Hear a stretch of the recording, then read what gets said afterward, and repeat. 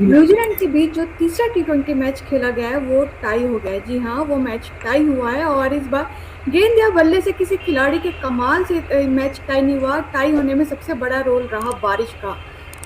ऐसा कम ही बार देखा गया है जब बारिश की वजह से कोई मुकाबला टाई हुआ। हालांकि इस टाई के बाद भी भारत ने सीरीज अपने नाम कर ली है। 1-0 से सीरीज अपने नाम कर ली। सीरीज का पहला मैच बारिश की वजह से नहीं हो पाया था। दूसरा मैच भारत ने जीता और तीसरा मैच एक बार फिर बारिश की वजह से टाई हो गया। तो अनु, आपने क्या कभी ऐसा कोई मैच देखा है जो बारिश की वजह से टाई हुआ है?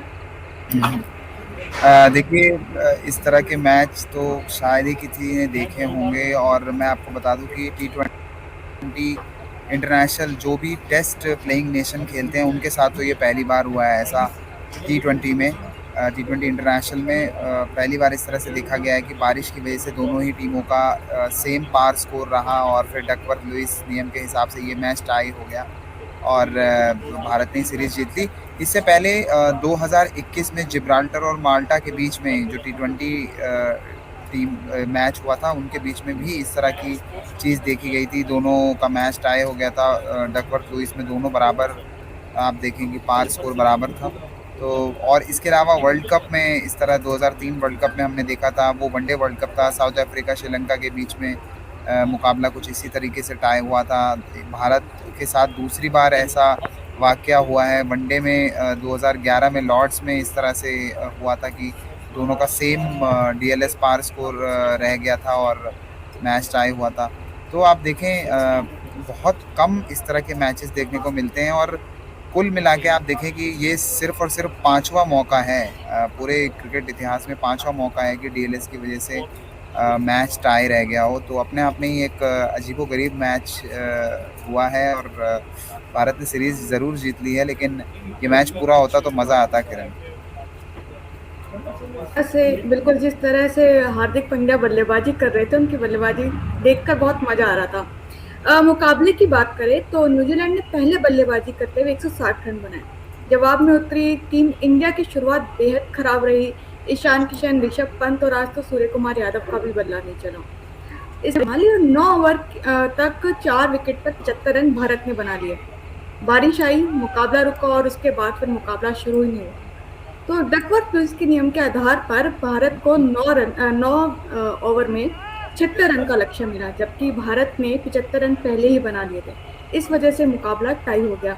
अनूप, आज भले ही भारत पूरे ओवर उसे खेलने का मौका नहीं मिला बारिश की वजह से। टॉस में भी डिले हुआ और बीच बीच में बारिश ने काफी परेशान किया। लेकिन जो आज टीम रही, जिस तरह से ओपनिंग रही, एक बार फिर उसने हर किसी का सर दर्द बढ़ा दिया है। फिर चाहे बात ऋषभ पंत की हो या श्रेयस अय्यर की। बिल्कुल आपने सही कहा। खराब बैटिंग हुई इंडिया की तरफ से।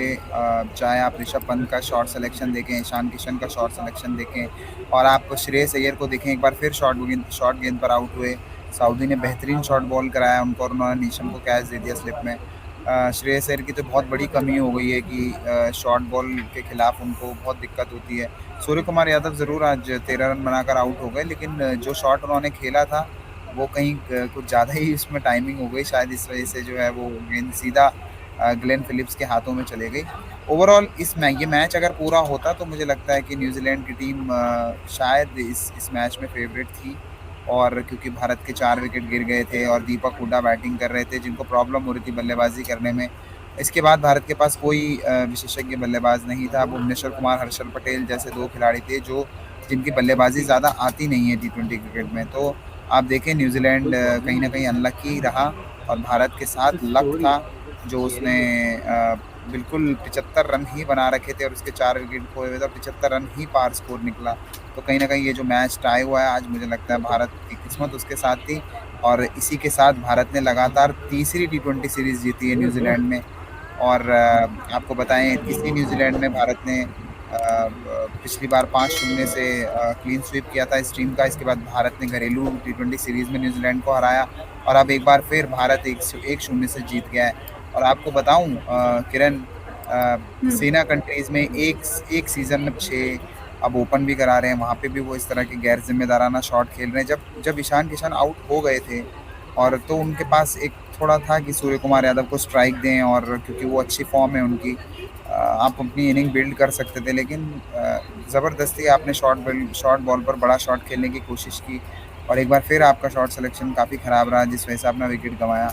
तो कहीं न कहीं देखिए, मुझे लगता है कि टीम इंडिया के सेलेक्टर्स को बहुत सोचने की ज़रूरत है। कम से कम टी20 फॉर्मेट में भारत के पास बहुत सारे विकल्प हैं, और अगर आप नहीं चल रहे हैं ऋषभ पंत, तो आप और खिलाड़ियों को मौका दीजिए। आप देखें, इस टी20 सीरीज़ में संजू सैमसन को मौका ही नहीं मिला। तो ये बड़ी हैरान करने वाली बात है कि आप इतने मौके दे रहे हैं और उसका कोई रिज़ल्ट नहीं निकल रहा है।